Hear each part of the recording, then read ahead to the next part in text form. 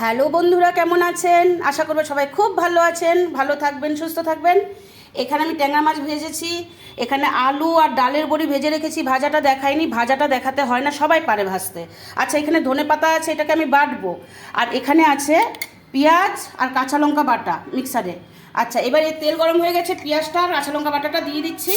আর একটা কথা, আমার বঙ্গভরে আমার চ্যানেলে মানে অনেক প্রায় 300-400 রান্না ছাড়া আছে, আপনারা একটু দেখবেন, একটু বড় ভিডিওগুলোতে দেখবেন একটু। আর এই রান্নাটাও আমার দেওয়া আছে, ডিটেলসে দেখে নেবেন। আর শুটকি মাছের ওপরে যেটা আপনাদের বলছি, 3-4 রকমের রান্না দেওয়া আছে।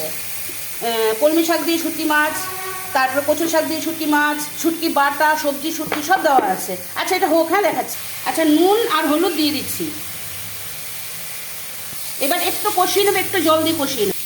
দেখুন, আলু দিয়ে মশলা দিয়ে কষিয়ে নিয়েছি, বড়িটার মাছটা একসাথে দেবো, নাহলে বড়ি গলে যাবে। ঠিক আছে, আমি এখন জল অ্যাড করে দিচ্ছি। আচ্ছা দেখুন, আমার বড়ি দিয়ে আলু দিয়ে ট্যাংরা মাছ রেডি। আপনারা চাইলে কিন্তু ইয়েও দিতে পারেন।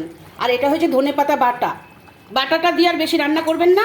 আবারও বলছি, আমার চ্যানেলগুলো একটু ফলো করবেন, প্রচুর রান্না দেওয়া আছে। তা 3 মিনিট 4 মিনিটের চ্যানেলটা, মানে একটুখানি দেখবেন। আচ্ছা, এখন এই অবধি।